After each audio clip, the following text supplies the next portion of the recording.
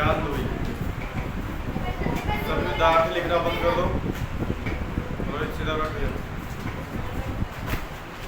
ये 10th class वाले क्या कर रहे हो आप? इधर बैठ जाइए फ्रेंड्स, इधर बैठो। तो क्यों बैठा इधर? काफी जगह पड़ी है।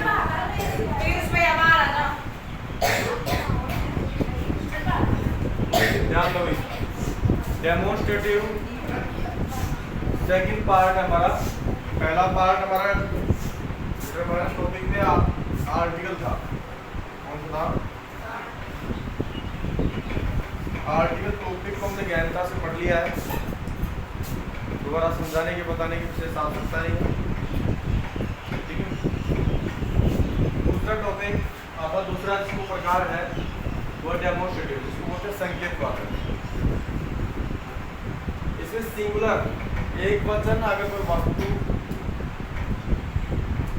प्राणी या कोई व्यक्ति हो, जानवर हो, सिंगुलर हो, पास में है, तो किसका प्रयोग करेंगे हम? दिस इज ये बैट। सिंगुलर है ना, ठीक है। और सिंगुलर ही है चाहे अगर दूर हो, इसका प्रयोग कर देंगे दैट इज ए बैट। अब हम बात करते हैं प्लूरल। मैं सिंगुलर नजदीक और दूर का हो गया है, अब हम प्लूरल की बात करेंगे। बहुत सारी वस्तुएं अगर हमारे पास में है तो किसका प्रयोग करेंगे? दीज। क्या करेंगे? दीज या फिर दीज आर कैट्स। अगर बहुत सारी वस्तुएं हैं, दूर हैं, तो हम किसका प्रयोग करेंगे? Those are cats. अगला है पॉजिटिव। ये डेमोन्स्ट्रेटिव प्रोनाउन भी है और डिटरमाइनर्स भी है, ठीक है ना? कंफ्यूज आपको नहीं होना है। पॉजिटिव प्रोनाउन भी है और डिटरमाइनर्स भी है, ठीक है।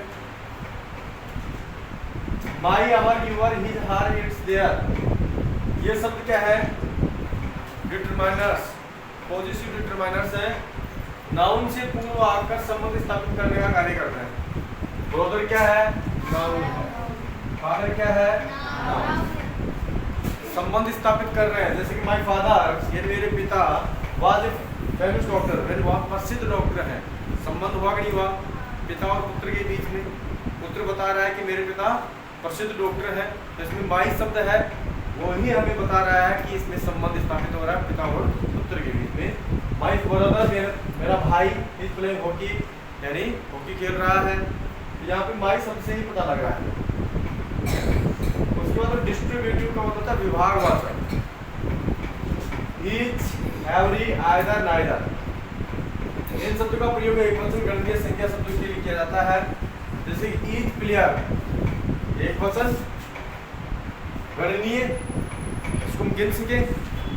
ईच प्लेयर का प्रत्येक, यानी एक एक को गिन रहे हैं ना, प्रत्येक यानी क्या कर रहे हैं? खेल खेल रहे हैं।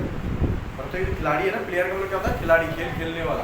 तो ईच प्लेयर, प्रत्येक खिलाड़ी, विल प्ले ए गेम, यानी एक खेल खेलेंगे। खेलेंगे, फ्यूचर की बात हो रही है, विल। तो इसमें विभाग की बात हो रही है ना।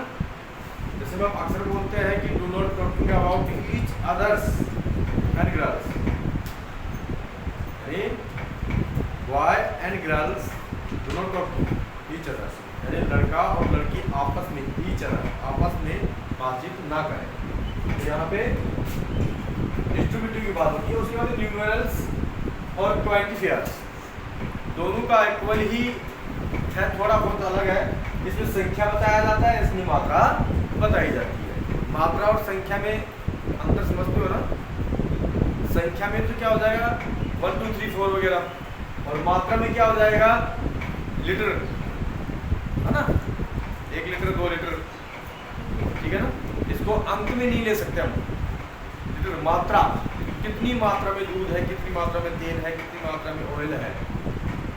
अब ऐसे तो नहीं बोल सकते कितनी मात्रा में पेन है, नहीं, कितने पेन है, ठीक है? ये डिफरेंट है, वो ज़्यादा विशेष डिफरेंट नहीं है।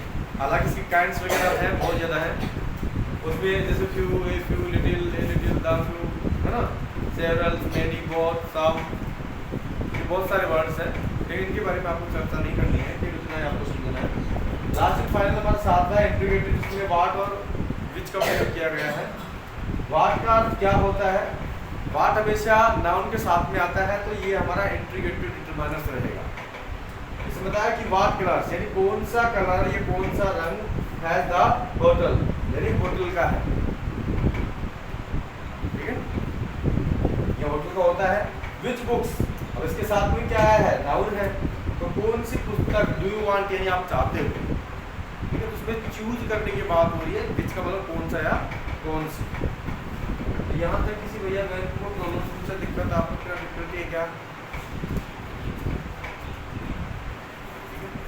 Today your determined topic is complete. Next day start now is your new topics pronoun.